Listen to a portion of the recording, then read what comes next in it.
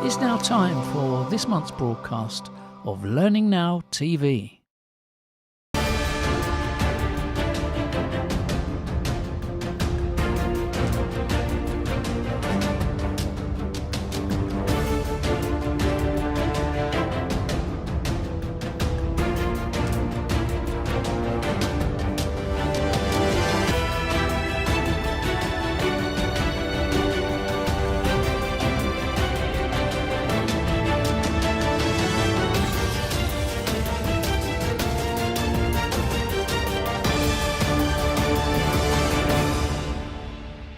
Welcome to the November program, and would you believe it's the penultimate program of 2022, and as usual it's full of interesting people, this time from literally the far side of the world as well as from closer to home. So tell us a little bit about who we've got, Kate. Well, Jane Bozarth returns to Learning Now TV, a bit of a fan favourite, I think, and she is going to be telling us all about two events that have just taken place in America with the Learning Guild. So two sides of the same coin. So the DevLearn event has been running for a very long time, and the Learning 2022 event that they used to be run by Elliot Macy, and quite different topics, quite different insights, quite different audiences. So, you know, really fascinating to see sort of that whole piece of learning and how different parts of the L&D community are coming together and learning for themselves.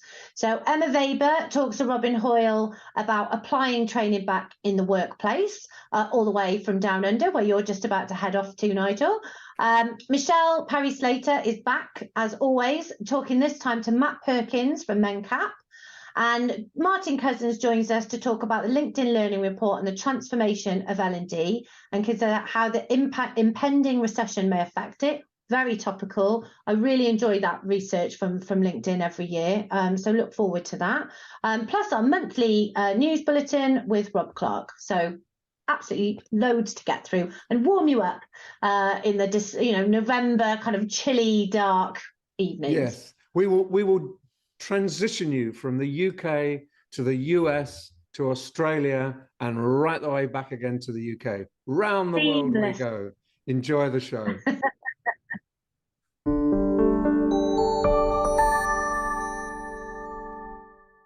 Right, I'm back in the saddle. Finally, it's been a crazy few months for me. You haven't seen many interviews, but what better way for me to get back into the swing of things than to interview Jane Bozarth, the living legend, Director of Research for the Learning Guild. She has had, it is safe to say, a whirlwind few weeks. Really busy time of year for the Guild now. So DevLearn in Vegas, the Learning 2022 event in Orlando, just got out in time before a hurricane. So I think the hurricane didn't know what it was messing with personally. Hurricane Jane, right? So, I mean, what have you been, what have you picked up from the events? They're quite different events, right? Can you tell us a little bit about the difference between, DevLearn and learning? I can, and actually we have three events. We have another one we do in the spring. It was in April this year. We bumped out a little because of COVID, and so we have Learning Solutions that was in Orlando in April, and then we had DevLearn that was in Las Vegas in late October, and then we turned right around and had Learning 2022 in Orlando in early November. It was like the last two shows were bam bam, and what was especially interesting for me, I have done this for a long time. I've done a lot of shows, you know that, you have too, over the years. And it was really interesting to see DevLearn up against learning because they were very different. I have to say, I didn't really know what to expect. We began that show in I'm going to get this a little wrong, but you'll remember what I'm talking about. We got the show right before COVID hit. And so we canceled. And then we canceled. And so this is the first time since we've had it, I think this is true, we have done it in person. We've done online versions, and virtual sessions and stuff. So I didn't have any idea what to expect. And it was really interesting to see both the difference in the participants and the content and just the general atmosphere, I guess is the word I'm looking for. I would not have guessed that two conferences could feel different, but they did. Yeah. And so Devlin, is much more techy, if I can put it like that. You're focused more on those, tools, solutions, some of those, like I say, quite technical aspects of learning. And then the Orlando event is more for kind of leaders. Is that right? Yes, yeah. So DevLearn is heavily technical. There are a lot of sessions on details about like how to produce a good video, how to use XAPI for gathering data, how to maybe even a specific thing like how to create a certain kind of interaction using a certain authoring tool. And the expo is usually very large. And it lends itself to that. We have a lot of vendors there. We have a lot of authoring tool vendors, a lot of app vendors, a lot of LMS and other platform kind of vendors. So there's very much a technical conversation. I wouldn't say everybody's a geek in the basement just doing coding all the time, although I think we would like to. But it is much more technical, and it's much more instructional design focused and development focused. That's most of the conversation. There's not too much, and I need to be careful not to paint myself in a corner because I think I'm telling the truth. I've been known to make things up, so it happened. but there's not a lot of basics of instruction, not a lot of basics of learning, and here's how to be a trainer. There's not much on classroom facilitation kind of stuff. It tends to be much more technical, although it is leaning more heavily into virtual facilitation and production of those kinds of events. So that's DevLearn. And also it is an established event. It's been around a long time. Many have done it for years and years and years, either as presenters or attendees. I know a lot of people there. Most of us have a lot of friends that we connect with there. So there's very much a sort of a feeling of an old home gathering when we were so happy to be together again, especially after COVID.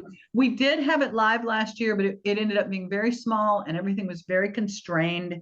There was masks and there were temperatures having to be taken and there was all kinds of requirements for getting in and out. And there was, having to supervise the rooms and stuff. So this was much looser this year. And it really is sort of a feeling like a class reunion or something, like all of us, oh, look, we're back together.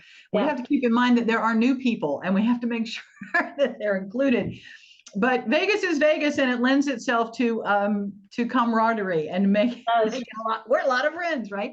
So the Learning 22 show is branded pretty much as a learning leaders event, an event for learning leaders, and that is defined loosely. We had CLOs. We had training managers, people who were running training departments. We have people who were, and this was my job in my old life, was as a program manager. I was running a statewide big initiative, but I didn't have a lot of direct reports I was dealing with. So I was trying to get a program launched and implemented. So those kind of, we also had aspirational leaders, people who are interested in moving into a leadership role. Again, maybe not necessarily formal, maybe not with a title like that. Yeah. And this event also has a really interesting feature called 30 Under 30, where I love that. Yeah, I love it too, because I think it's interesting. I have been in situations where the workforce has gotten a lot older. I'm part of that, I have to say, and it can be difficult for younger people to get themselves noticed and get themselves heard. I think nowadays it's easier because they can have such a voice. There's so many avenues for social interaction and social media and those kinds of things. So 30 Under 30, they people submit for that, and from those applications, there's a rubric that's measured. The applications are measured against, and it tends to focus, as I remember, because I helped with it one year. I didn't do it this year, but I'm guessing they haven't changed it much. Things like, where are you taking leadership roles? Are you participating in your local communities? Are you participating in local events? Are you leading things? Are you? We had one last year. He was 27 years old. I think he was already on the Chamber of Commerce. That kind of thing. What are you doing to step up? What are you doing to show that you're being innovative? And that can be a challenge when you're 27 years old and you've only been in a job a couple of years. So from the pile of applications against those kinds of measures, they choose 30, and that's the 30 Under 30, and they are invited to the conference. There are special sessions for them. I think probably your audience is familiar with Carl Kopp, who is with Bloomsburg University. He usually brings a group of students. He brought them this year. So they're not necessarily grouped by age. He has some older students in his master's program, but they are there, and so there's a good deal of work for helping them, trying to help them understand the kinds of things that that separate good leaders, the kinds of skills they can work on, that they can be developing, and then we offer some help for that. So there were a lot of panels at this event. They were very, very popular. The panel on women in learning, they couldn't stop it. It was supposed to be an hour long, and they went 2 hours because people didn't want to quit with the conversations. But I think what was interesting about Learning 22 compared to DevLearn, that's a newer event. I didn't really know who was coming. I'm not sure. I don't know who knew who was coming, but it was not people who all knew each other for 20 years going back. It was not all people who were kind of in this reunion club, and yet you could see how much they wanted to talk and how much they wanted to be together. Again, the women in learning panel, they couldn't stop it. They were supposed to stop it in an hour on two. So people were really craving that kind of interaction and time to just connect and talk. The energy was remarkable at that event. People were very excited to be there. People went out of their way to stop all of us. At the Guild, we wear blue shirts, blue polo shirts. I'm familiar. They went out of their way to find us and stop us, me included, to just say how much they appreciated being there, how much they appreciated the information. And I'm not just here selling it. I mean, I do work for the Guild, but honestly, the energy was very, very positive, and it was very buzzing. They buzzed all the time. Yeah. I mean, and I do think there's that joy. I use the word joy. I think there's so much joy in people being back together.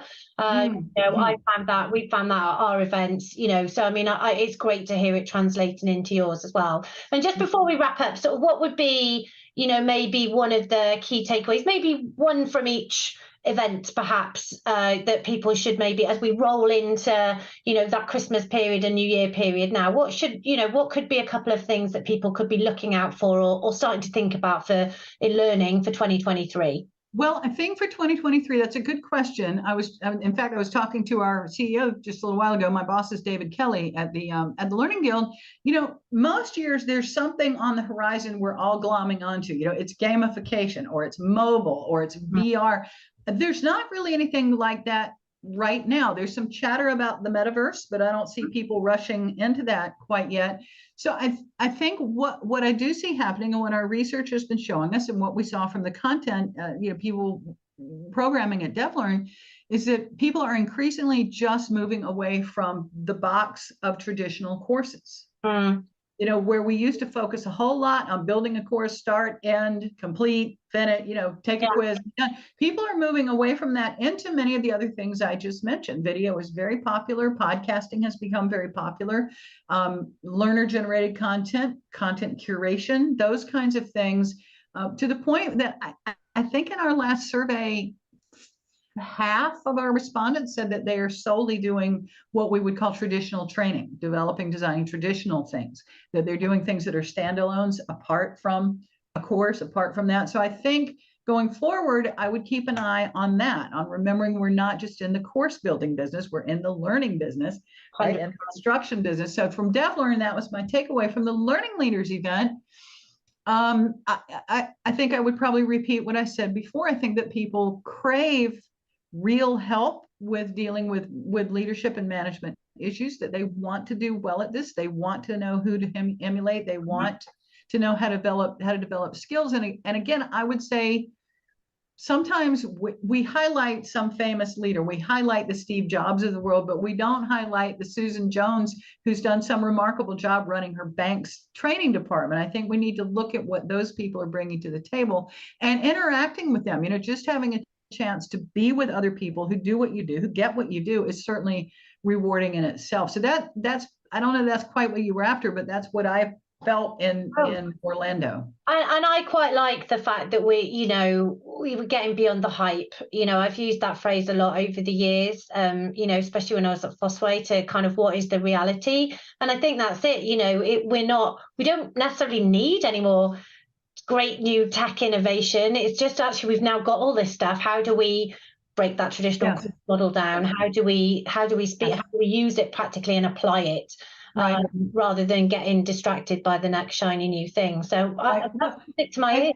Yeah, and I think one of the things that comes from, I think, from the COVID era, where we had to suddenly not just bring people to face-to-face classes, we had to find other ways to do things. Learners became, I think, more self-sufficient and more independent because they weren't being told to go sit in room B for 6 hours on a Tuesday, right? And I think that drove a lot of the our research did say that training felt like it had finally started to get that seat at the table we talk about so much. L&D, people were looking to L&D for help. People were looking for L&D to have answers. People suddenly who needed to make everything virtual didn't have anybody to turn to but their own training departments, who were like, yeah, we can do this. We've been doing this for 8 years, 10 years, 12 years, right? So I think it enabled us to see L&D, enabled those of us in L&D to be seen as partners, as people who could help, and as being more than just go create a course for us chain, right? So I think that if there's a silver lining with COVID in relation to our business, it's probably there somewhere. And on that note, I'm going to wrap up, but thank you so much, Jane. Sure. Come back and talk to us again in the new year about how all that is transpiring. It's brilliant, and what a perfect way for me to get back in the saddle. Thanks for having me, and hi to Colin and Nigel. And we'll see you again soon.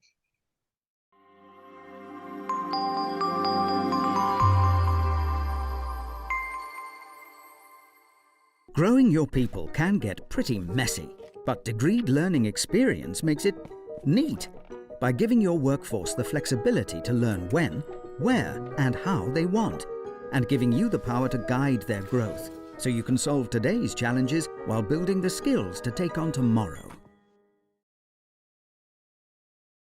Welcome to the slot that everyone can't wait to come up on LNTV, and that is looking at reports, interesting documents, research that Martin Cousins pulls together for us. So Martin, put us out of our misery. What are we looking at today? Well, it may be familiar to some of our viewers because it came out earlier in the year, but it's always worthy of discussion. And that is the transformation of L&D. Learning leads the way through the Great Reshuffle. It is the 2022 LinkedIn Learning Report. So we're looking at opinions from around 1,500 L&D professionals, just over 600 learners globally. And basically this report is an annual affair, and it just gives a snapshot of where L&D is at. So it's always worthy of a look, and in our case, a discussion. It's very interesting statistics about change. You know, that 25%, globally, the share of members changing roles was up 25% in October 21 compared with pre-pandemic. So there's a lot of shaking up going on in organizations, I think, both in terms of individuals' roles and organizational purpose and organizational structures. Therefore, what is the key to all this? Well, LinkedIn Learning would say LinkedIn Learning. What you and I would say, the key is learning. So how does it stack up? Do you think it makes sense? Does it hold together, Martin? I think it's a funny one, because my caveat today would be this report came out earlier in the year, and there's so much change and it's so rapid that I think this reflects a quite positive outlook for L&D. But actually, now we're heading towards the end of 2022. We're staring straight down the barrel of recession, like heavy recessionary pressures. So, will what we see in the 2022 report be reflected in 23 and 24 if we go into recession, globally or in a number of countries? And I think that remains. That's a big question. It remains to be seen. But I think this was interesting because the report, and I'm just looking on my other screen, it basically says that 3/4 of respondents say L&D has become more cross-functional. 72% agree that L&D has become a more strategic function in their organisation. 87% were involved in helping their organisation adapt to change. And 62% agree that L&D is focused on rebuilding or reshaping their organisation this year. Yeah. I think there's a kind of positive momentum around L&D's role in change, and it's been listened to more by more senior stakeholders. And what's interesting is respondents reflect a 6-year high in budget expectations. So yes, clearly, There We'll see is whether that materializes as well. You know, if you look at indeed. Linda Kai, the Vice President Talent Development at LinkedIn, she says the responsibility of learning has always been to help organizations navigate uncertainty and chaos. And I'm not sure that is true, that it's always been. It should always have been. But I think you're right that this is the proving time, where the promises and the optimism carries through when push comes to shove. And it's not just cut the budgets, slash the team, hunker down, move on, see what happens later. Because this is the moment. This is the proof, isn't it? Yeah. The proof of the pudding. Yeah. So the title of the report is, reflects the great reshuffle. But, will that be the case next year? What does a focus on skills look like in a recession versus focus on skills when you might have the skills that other employers are looking out for? So therefore you're going to jump ship, easily, but in actual fact, that might not be the case. And the fact is that organizations still need to change. So they still need new skills. But the fact of the matter is there's going to be more pressure on them financially. So they're going to have to manage how they reskill and upskill their employees quite differently. That said, I think it's quite interesting. This report looks at 5 drivers of a great work culture. And I think that some of what's in this report holds true, whether we're going into a recession or not. This idea of holding on to the things that can really make a difference. And these 5 drivers look like 5 things that are worth holding on to. And they are opportunities to learn and grow. That's number 1. And that was ranked 9th in 2019. So that's just blown up the list of top drivers of creating a great work culture. And then we've got belonging, organizational values, support for well-being, and collaboration. Now, I think those are the things that we would probably want to hold on to in the coming months and years, whether there's a lot of recessionary pressure or not. So I thought that's interesting. That I think there's quite a positive story in this report. But I would caution on one thing, and I thought this was quite interesting. They talk about 20 for LinkedIn members' skills for the same occupation changed by about 25% from 2015 to 2021. So you're doing a role, and within that role, your skills change by about 25%. Yeah. But they expect to see that change by about 40% by 2025. So, whatever happens in terms of a recession, the skills agenda is live. And I think that most viewers are kind of dealing with that right now. But I think it's how you deal with it is really going to change in the coming months. I think so. There's a really interesting quote from Sean Hudson from Pfizer. He's L&D top Pfizer man. And he says, our top opportunity is to quantify the impact and ensure it is enterprise-wide so that learning can lead the way forward. So this is all about scale and impact. It's not about 5%, it's about 95%. So it's a bigger game and a more demanding game. And I think top executives are going to be very impatient with everyone loves what we do and we've got 1,000 courses. This is about impact on the business, directly measurable, helping the business move forward. So I think it's a challenging report, and it kind of offers the scope and it offers a vision, but it doesn't say how it's going to be delivered. And now is that moment. So Martin, thank you very much for helping us understand this report and sharing it with us. And again, it's a free download from LinkedIn. I think anyone listening would be crazy not to download and read it. There's some good stuff in it. And it's, as always, it's well researched and it's short. You can read it quite quickly, but there's a lot in it. Thank you very much indeed. Thank you.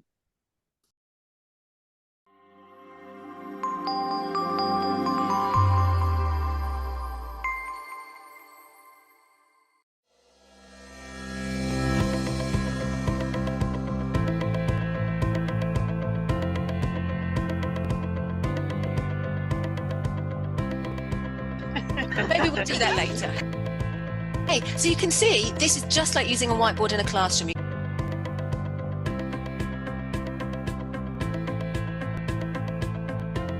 And then you do my 3-year-old's favourite, you just have a nice little wiggle. 1, 2, 3, rate it now.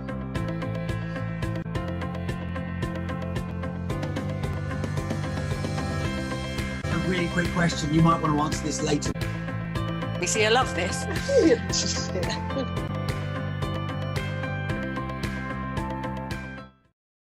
This month, I'm joined by Emma Weber. Emma is the CEO of Lever Transfer of Learning, and she's devoted her career to working out how we can take learning that happens via modules and programs and courses and ensure that people are comfortable to apply what they have learned back in the workplace. She wrote the book in 2014, Turning Learning into Action, which I recommend to many people. And I think you'll find what she has to tell us and the ideas that she shares pretty interesting. Emma Weber, welcome to Learning Now TV. Now, you've been involved in the transfer of learning from programs into action in the workplace for many, many years now. What first got you interested in addressing that challenge above all else? So I think, like many of us, we have experienced firsthand going on that learning or the training program and getting back to your desk and letting it fall by the wayside and not putting it into place. And so I had kind of experienced that in my corporate life. I had knowledge of the research that said when you pair coaching with learning, you have a really powerful combination. And really kind of the two things fell in together as I got more and more passionate about learning and coaching and the value that it could bring to organizations. And one of the things that you said in your 2014 book, which I recommend to lots of people, was this idea of we suffer from an obsession with evaluation. So I think what happens after a training program is somebody gets some kind of evaluation sometimes. Why is that bit missing a trick, in your opinion? So I think when we're looking at the evaluation, we have to think, well, why is it we have an obsession with evaluation? And quite often it's either to kind of prove what outcomes have happened, or if we're not in a position where we're proving, it's because we're genuinely curious to find out what outcomes have happened, often with a view to improving our programs or interventions and being able to communicate it with the organization, which all sounds fantastic and it is brilliant. But what happens is we often go from the learning experience and the content and the information and the practice piece to then suddenly wanting to evaluate the outcomes without actually supporting the learning transfer piece. We kind of think there's suddenly going to be some magic that happens the minute the people walk outside of a learning environment or step outside a virtual classroom, to then have people evaluate the outcomes that have happened without really truly supporting that change. So that's why I think we're kind of doing ourselves a little bit of disservice. And often people think transfer is the evaluation. I get people are really confused as to the difference between the two.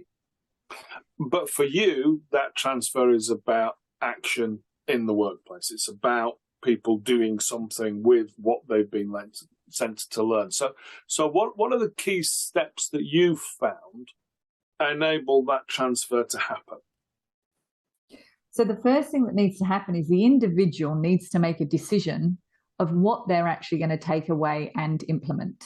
So what from this learning experience is relevant to my role in my context? How can I see that this can add value to me? So they need to make a decision either to implement it or at very least to experiment with it. Once that decision has been made, then it's about supporting someone in that decision they have made to find time to slow down and reflect and review their progress against those decisions. And when we're having people make decisions, we actually have them create action plans for what they're going to take away and put into place. It's then about supporting people with the implementation of those action plans, often which is around reflecting. And then it's around making sure that we capture the data through the process so then we can actually see what happened, see what the impact was, see what the data is as it moves through. So one of the things that you've talked about is the idea of accountability, so that people have an accountability for the implementation of what they've been sent to learn, the skills they've been sent to develop. But interestingly, you don't necessarily think that that's about the organisation holding people to account, but an individual holding themselves to account. How does that come about in your practice and experience? So helping someone hold themselves to account is a much more powerful way to create sustained behavioural change. And we can do that by giving people the tools to reflect on the action plans or the commitments they have made to putting in place as part of a learning program. So in a way, what we're doing is we're getting people to make this decision as to, well, what is it you're going to put into place as part of this program?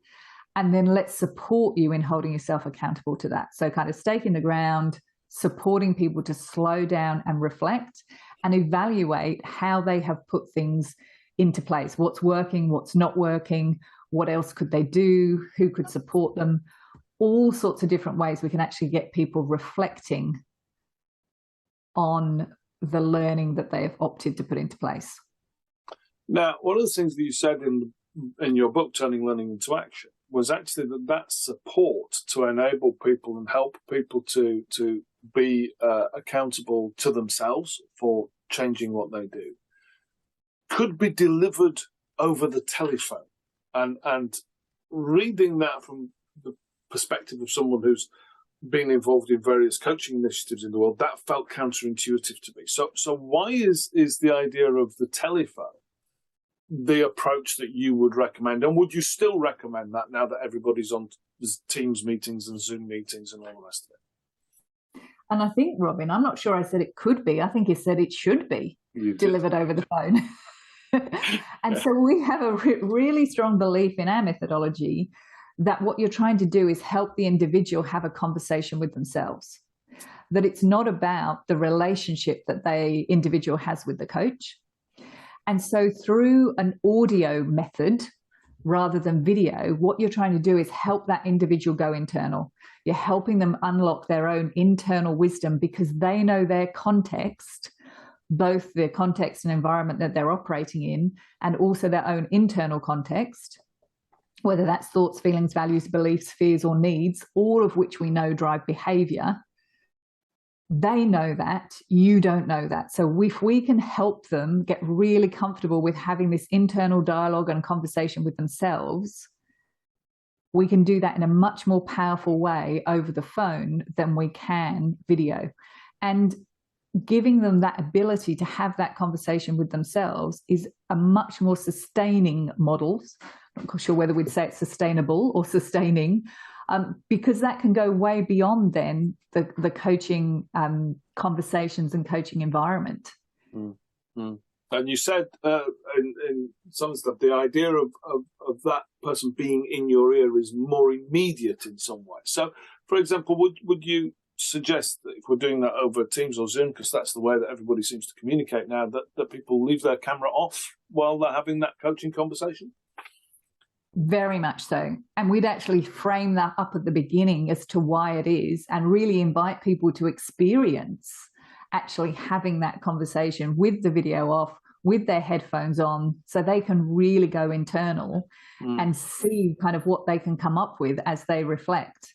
And people are often really surprised. They'll be, they'll kind of think they don't know an answer to the question, or I can't really think. In fact, Robin, I came off a call a few moments ago only where we're working together on something. The person says, I have no ideas. And so immediately you say, absolutely no problem, let's brainstorm. Before we do that, though, what's your gut feel? And then 3 or 4 ideas just come tumbling out. When the person intuitively thinks they don't know what to do because they haven't started taking action yet. Right. So it's really powerful to headphones, audio only, no distractions, get in there, get it happening.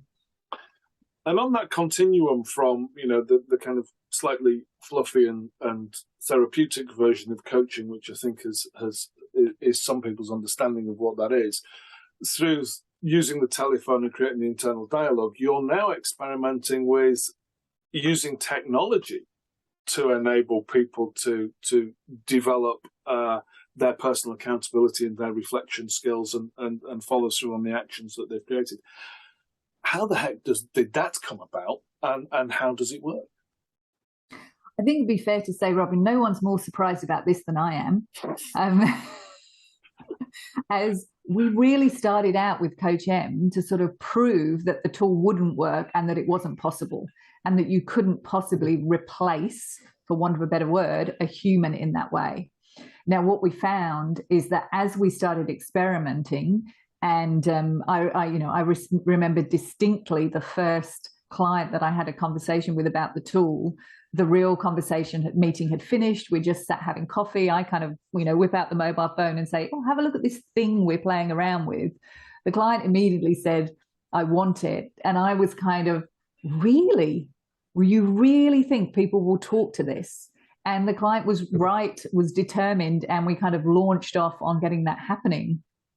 And really, much to the disbelief of us as a team, people just opened up and really started sharing and chatting with Coach M.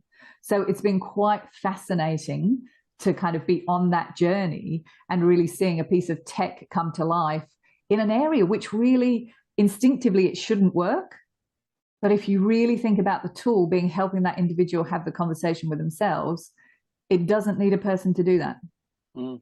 So a series of prompts, and people will respond to those prompts in a way which maybe is different from communicating with a fellow human being, whether that's a peer or a manager or a defined coach. But in actual fact, in some ways, is as effective or differently effective. I mean, how would you characterize that? Is it just different, or is it actually better? I would say it's different. And I would still argue, actually, if you have the opportunity to work with a human coach, you're going to get a better outcome than if you work with a technology. I would say in almost all cases. But in many cases, it's about, well, actually, how can we get the two working together to have the most efficient scalable coaching across different interventions? So I think in a way, often we think about it's an either or with the technology. But I actually think if we think of an and, you can then actually really bring out the best of kind of both the person and the technology. And you mentioned the word scalability there as well, which is this opportunity to make this available to many more people than can sit down with a live coach. Yeah, absolutely.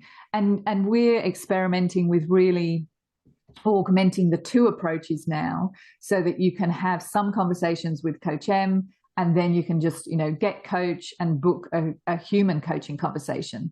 So it can really be very much as and when the human conversation is needed, let's bring that in. But let's actually have Coach M supporting in the interim when it's perhaps not such high stakes, or things are, in a simpler format. Excellent. Emma Weber, thank you very much indeed for speaking to us from Sydney in Australia on Learning Now TV. And thank you very much for your insights. Pleasure. Thank you.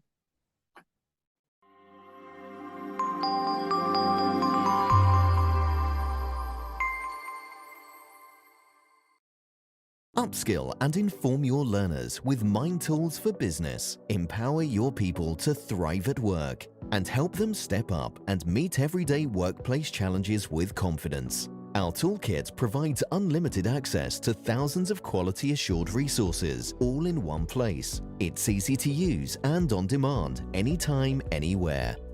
Experience stress-free onboarding with dedicated client partner support. And get access to our library of industry insight and expert analysis. Perform, manage, lead with Mind Tools for Business. Visit mindtoolsbusiness.com to find out more.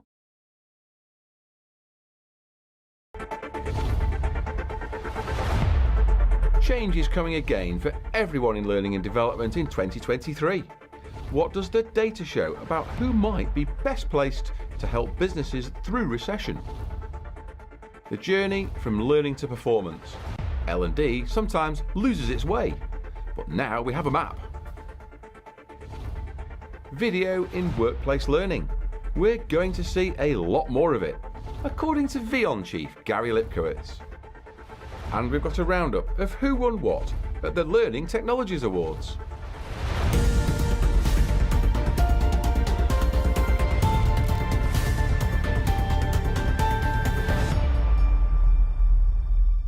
A profound economic challenge awaits.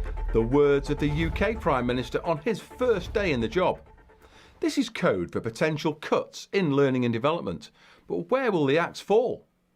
The world's biggest data set on organisational learning maturity is the annual Mind Tools for Business benchmark study. And it shows us the kinds of organisations and learning teams that might be best placed to survive this turbulent period ahead. Data analytics skills are the least common capabilities that L&D teams have in-house. Only about 19% of organisations have them. But almost all leaders, 98% of them, consider them to be a priority for learning. We've observed that all organisations, including top performers, are struggling to achieve a culture where all stakeholders share the same vision for learning. But L&D teams are up against employees, managers and business leaders that have very traditional expectations about it. We're seeing that these traditional views of learning are currently number one as a concern for L&D leaders at the moment.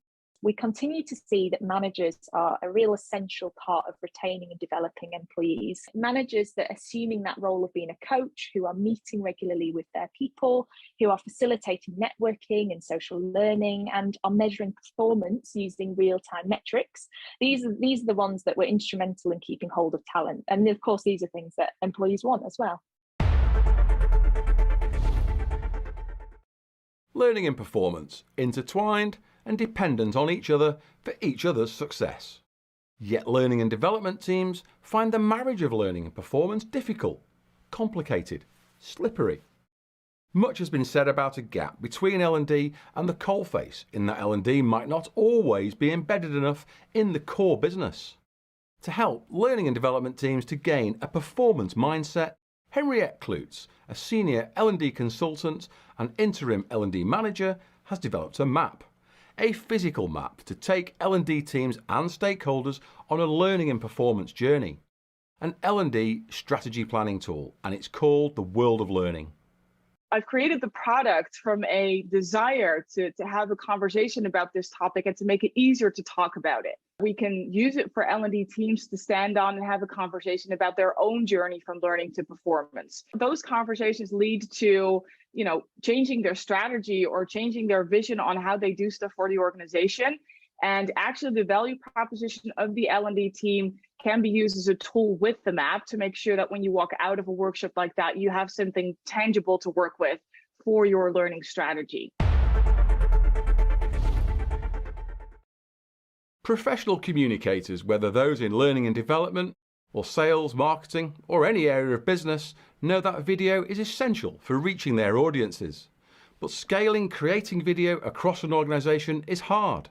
There's the video skills themselves, traditionally a significant investment for an L&D team, and things like brand compliance and information security. These can feel elusive and slow down the wide-scale adoption of video. Today's stakeholders, and in this context that would be learners, are harder to reach than ever. Every generation that enters the workforce has a higher threshold for engagement and is more video native. And as you alluded to in your introduction, a lot of the content that we need to communicate to learners can be complicated or technical or abstract or dry. So how do you make this information engaging? Video, okay, we all agree with that, but operationalizing video is sometimes quite difficult. We make it easy. The next part of our AI roadmap is going to change the workflow entirely. Right now, you make a video and beyond, very simply, you point and click, drag and drop, but still you are the producer, you are the editor. Going forward, it will more be like you are managing your ACE video editor who's named Vian. You can say things like, hey Vian, make me a video. Here's my audience, here's my objectives, here's my content outline.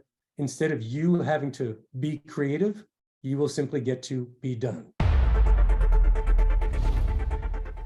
Over 900 turned out for the Learning Technologies Awards 2022 last week in London. Deborah Francis-White and Joe Brand were the hosts, and they gave out awards celebrating the work of learning teams from around the world. The big one, Learning Organisation of the Year, went to Intuition, which is using artificial intelligence and XAPI to find new ways to solve the world's learning and training challenges. Learning Team of the Year was Credit Suisse in partnership with Kineo.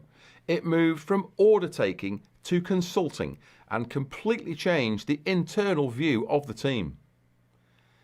Growth Engineering won a double gold award for the second year in a row for its work with fashion brand L'Oreal.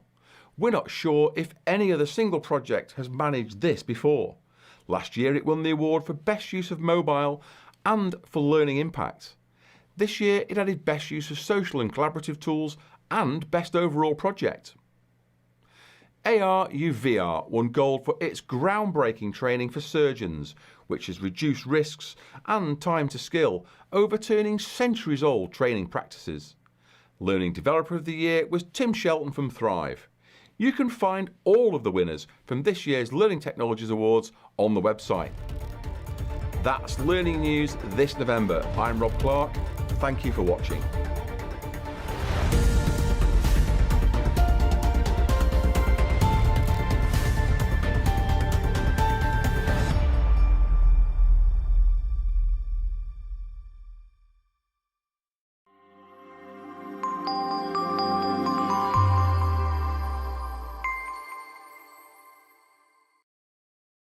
In our series from the Charity Learning Consortium, today I am really pleased to be speaking to MenCap. We've got Matthew Perkins with us, and Matthew's going to be talking us through their learning and what they have learned from their learning offer to their colleagues, particularly in the engagement angle. Now, this is a challenge that all of us have in learning and development. How do we engage our learners and how do we keep them engaged? How do we know that what we provide really works? So let's hand over to Matthew and learn a little bit about both him and the charity, but the work that they've done. Welcome to Learning Now TV, Matthew. It's fantastic for you to join us today. Do you want to just tell us a little bit about MenCap? Yes, I work with a wonderful organisation called MenCap, and we have the aim to make the UK the best place for people with a learning disability to live happy and healthy lives. And we do that in lots and lots of different ways, through fundraising, activism, working directly with people with a learning disability, lots and lots of different things. Good, and it sounds to me like you should be proud of your learning offer. In preparation for our interview today, I've been reading about how you've shifted from face-to-face to digital. Now, this is a journey that many organisations, both the third sector, public sector, and also the private sector have had to take. But you've been doing this now since 2018, is that right? Okay, so at 2018, what was the driver? What decided, why would MenCap move to a digital learning offer or a broader learning offer than just face-to-face? I was brought in 2018 as MenCap's first digital learning manager, and it was part of a digital transformation programme. So before I joined MenCap, a lot of work had been done, listening to mainly a lot of the people that worked out in our services that supported people with a learning disability, to really understand, how they do their jobs and what was the barriers to people doing their jobs. And we found very quickly, there was lots of things happening in lots of different ways, not just about learning, but about, working practice and ways of working and how different people were doing things.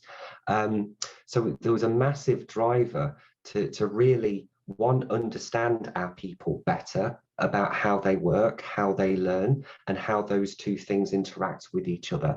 And it was identified quite quickly that there was a massive opportunity with digital learning to really help our workforce to work better, to learn better, and to ultimately help us to do what we set out to do, which, as I've just said, is at the end of the day about improving the lives of people with a learning disability.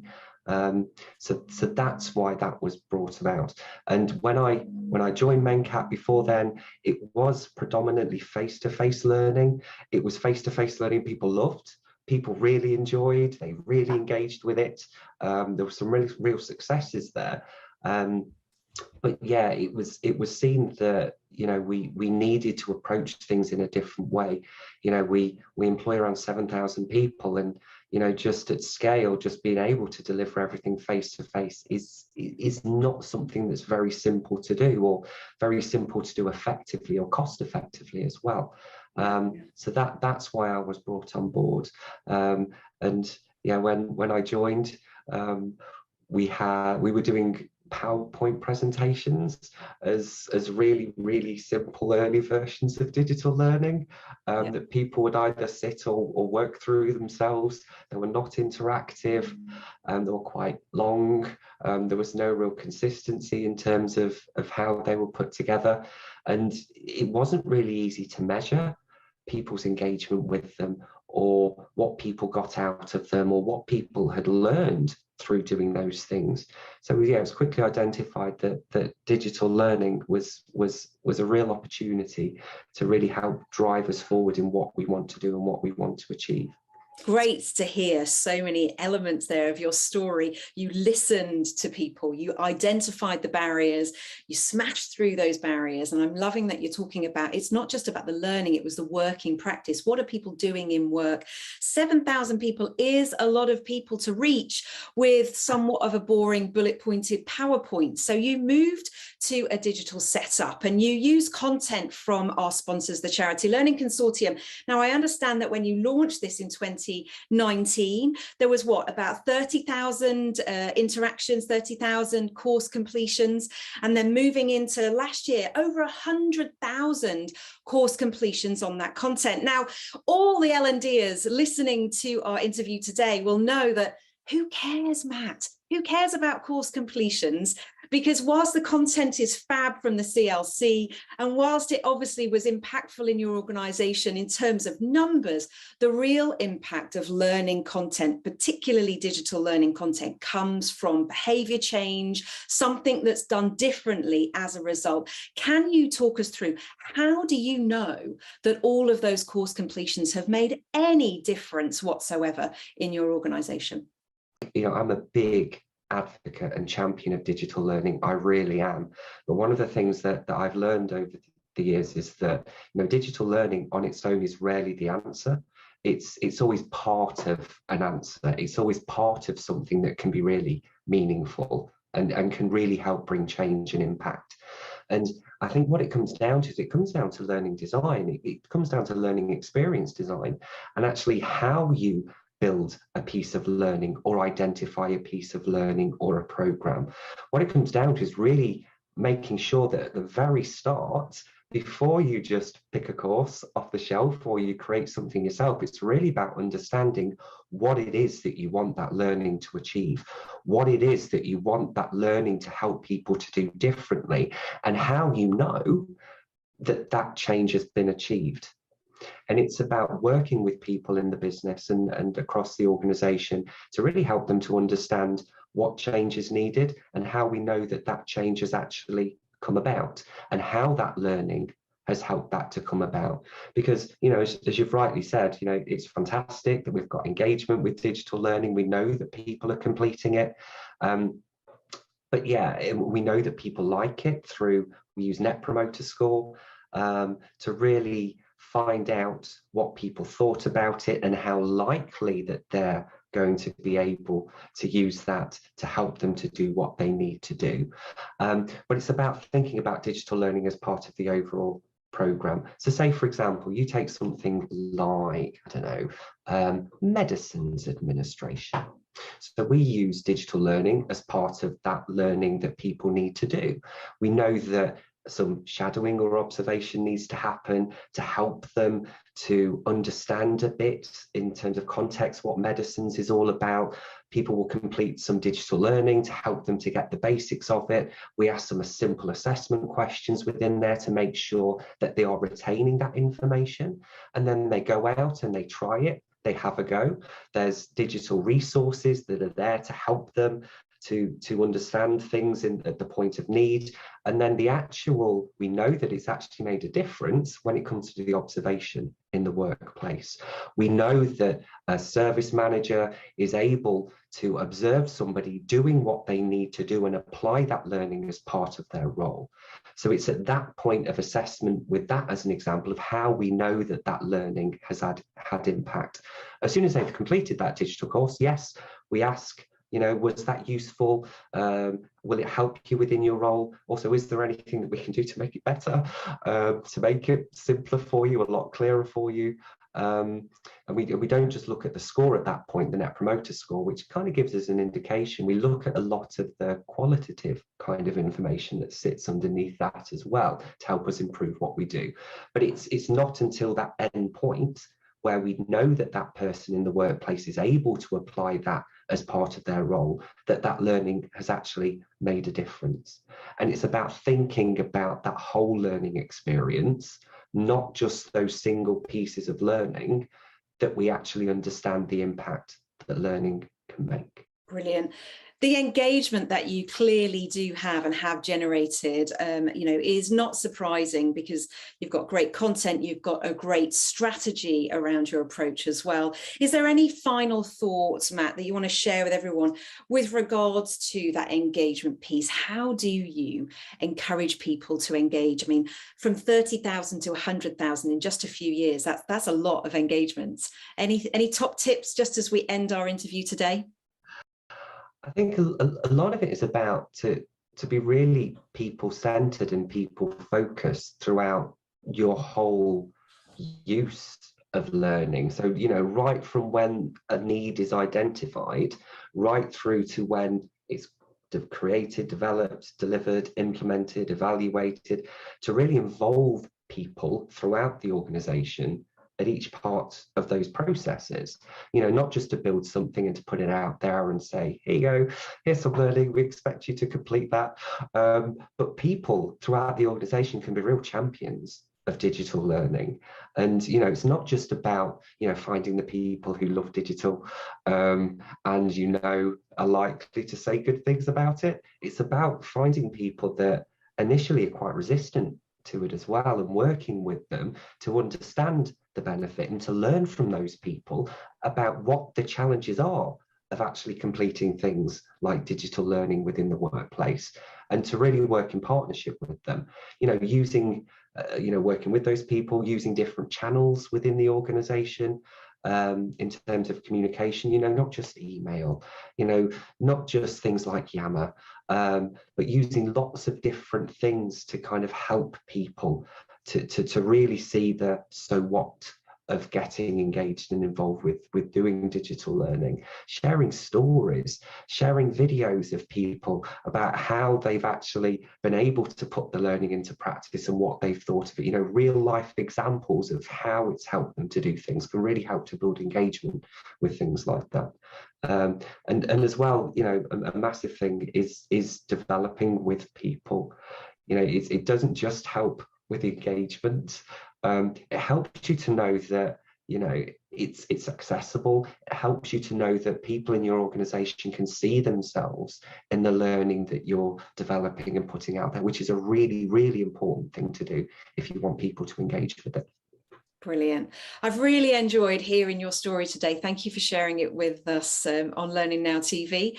Until next time, everybody, where we hear another story from a third sector organisation. Aren't they great? They've got so many things to share with us, and I look forward to sharing them with you. Thanks very much, Matthew. Thank you.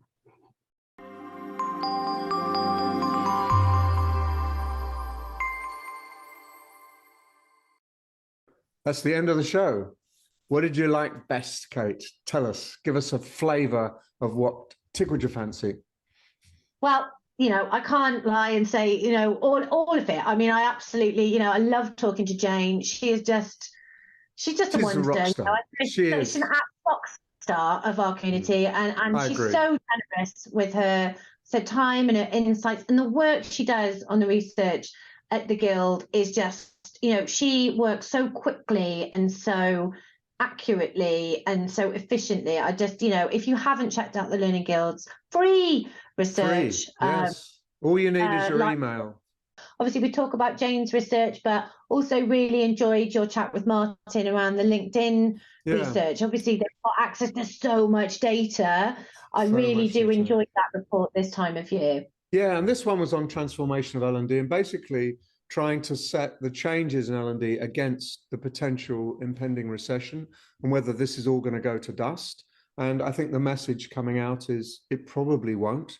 because the kinds of transformation that are being imaged, case studied, trialed, talked about in the report are exactly the kind of changes that organizations are going to have to make in order to survive the recession. So it's really, I guess, to sum it up, it's really saying that L&D is beginning to narrow its focus to serve the business that employs them rather than operate under its own steam and do what the hell it likes.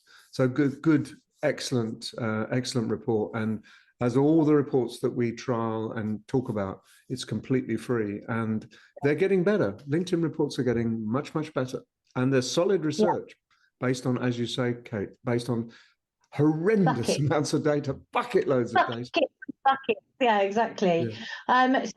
So we are back again before the end of the year. So Nigel and I will have our Christmas hats on next month. Nigel will be in significantly warmer climes than me as he heads off to Australia. I'm pretty sure Wales is not going to be as nice as that, but we'll be back on the 15th of December. 15th of December, just after Wales has got to the World Cup final. That's it. I mean, there is much excitement here. So yes, but deservedly so.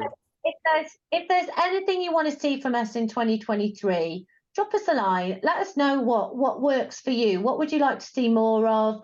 You know, who could we be talking to about what? What are some of the case studies? Maybe the research you'd like to see us feature. You know, now's your moment. Drop us a line, and we'll feed all of that into our planning for the new year. Yes, good time to talk to us. Thank you. Excellent, Kate. See you before Christmas and then again in the new year. Looking forward to it. See you then.